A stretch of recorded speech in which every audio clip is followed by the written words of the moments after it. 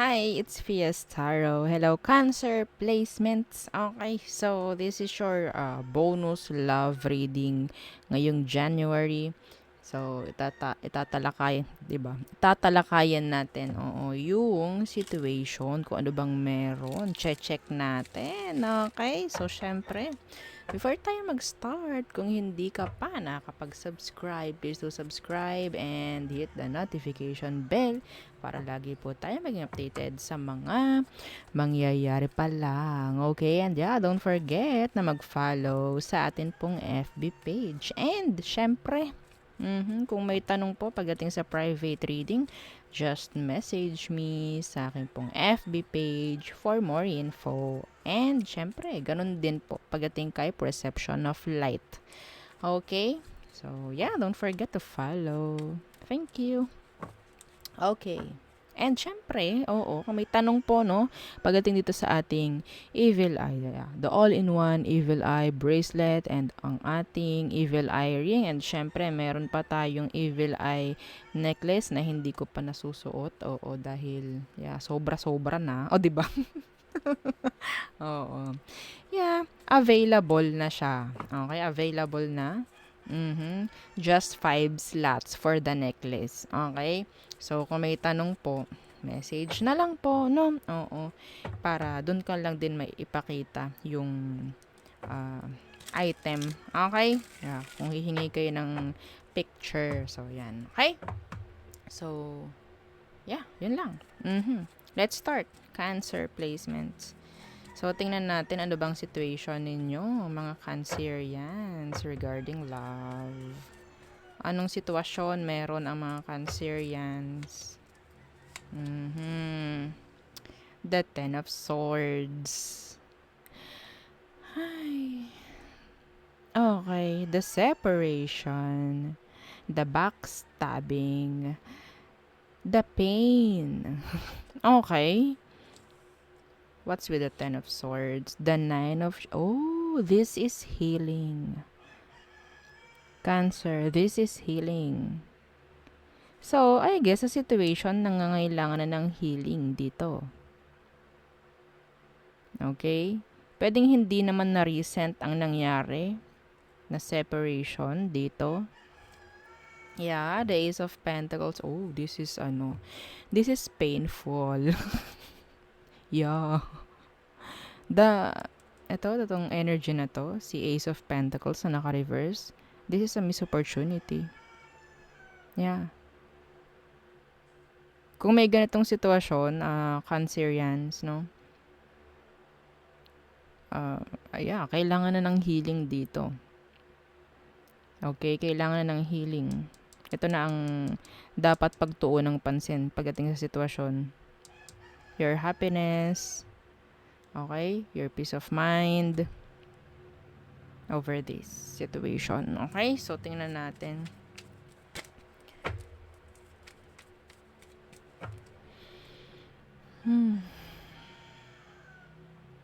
Hang on. Wait lang. Ano bang ginagawa mo? Tingnan natin.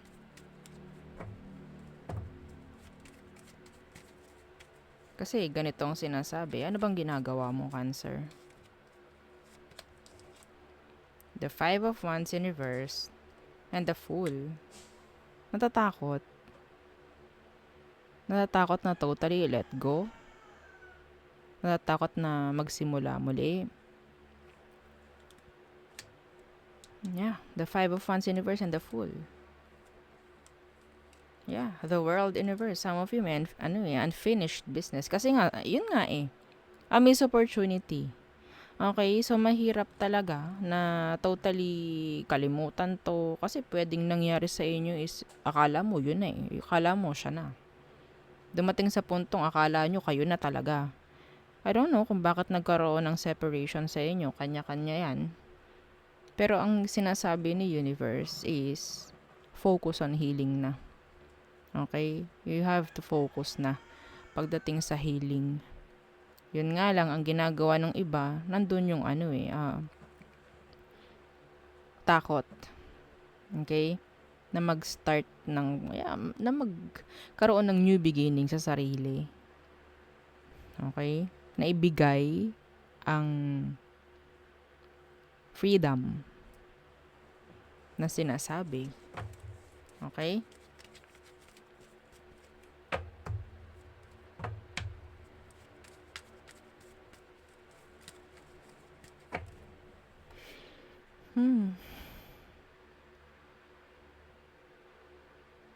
Check natin si person mo.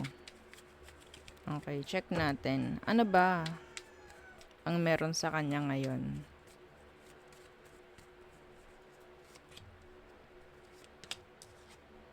The Hanged Man. Pwedeng Pisces. At the Seven of Wands.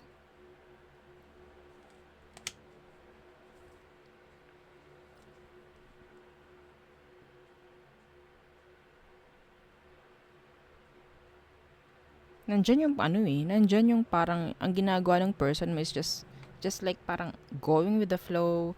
Kung anong meron ang dapat pagkabisihan yun ang pinaggagawa niya. The Seven of Wands, yeah, there's tension. Okay? Still. Some of you may third party dito, ha? The Three of Chalices. Yeah, the Empress in reverse. Some of you pwedeng single mother or single father or pwedeng siya yung ganun. Okay? Parang okay, just be it. Parang ganyan so be it. Kung anong meron, tanggapin. Parang ganyan. The Hanged Man and the Seven of Wands.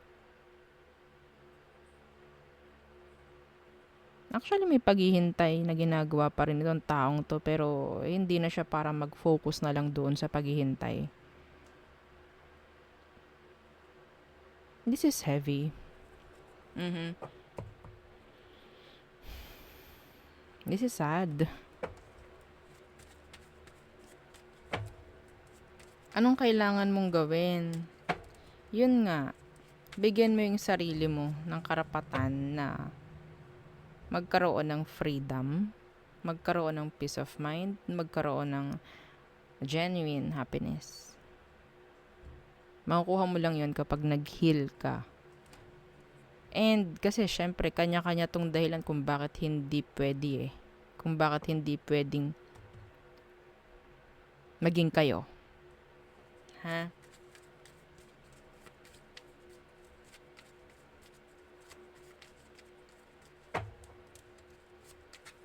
Ano bang outcome? Tingnan natin yung outcome. The Knight of Swords and Temperance. Ooh, the waiting game. Yeah, the Ten of Chalices. Oh my God. Nasabihin ko sa inyo, may energy dito ng soulmates. Kahit wala dito yung Two of Chalices, wala dito yung Lovers. May energy dito ng ganun. Someone na pwedeng nagkaroon na kayo ng connection sa past life. Yeah, you have the past life connection. Parang ganyan. So maybe ito yung time na hindi talaga kayo pwede pa. Darating sa puntong magkikita ulit kayo nito. Hindi sa ngayon hindi ngayong lifetime. Iba. This is heavy. This is a strong connection. This is a strong connection. Divine timing ito, mga ateng, mga kuya. This is divine timing. Hindi nga lang sumang-ayon ang sitwasyon. So, andyan yung kailangan tanggapin, kung anong kailangan tanggapin, at kung anong meron. Ganitong mga reading ang nakakalungkot, no? Wait lang, iiyak lang ako. Umiyak, oo. So, yeah. Life must go on, sinasabi nga. Okay? And accept things kung anong meron. Yun lang. Kasi, yeah. Kailangan mag-end. Kasi kailangan. Ayokong nang sabihin yung mga dahilan kung bakit hindi pwede. Okay, kung bakit hindi kayo naging okay or bakit hindi nag-click yung situation for you. Kasi nga, yeah, pwedeng hindi ito yung right timing para sa connection. Okay? In the near, I guess in the near future or another lifetime, sinasabi. Pwedeng magtagpo ulit kayo doon. Divine timing. Mga ganyan. Wala tayong magagawa. Oo, wala tayong magagawa sa ganitong sitwasyon. This is heavy. Naiiyak ako na A1. Aray. O, di ba? Ay, Diyos ko, patawarin. Oo. Okay. Yun lang, kailangan mong gawin. Just accept. Oo. Just go with the flow kung anong binibigay ni universe sa'yo. Okay? And focus on healing. Nalumbay ako kay Cancer yan. Oo, nalumbay ako. Promise. Ay. So, tingnan natin. Okay? Aries through Pisces. So, Aries. So, si Aries parang may takot. Taurus. Gusto niya na maging kayo. Gusto niya na, yeah. In general, gusto niya yung connection or communication or kung ano man meron sa inyo. Gemini. May pag-usad pagdating kay Gemini. Cancer. So, may movement na manggagaling kay Cancer yan or messages coming from a Cancer. Okay. Leo. Hopeless. Virgo. Okay, so there's effort. Okay. Libra. They're thinking of you a lot.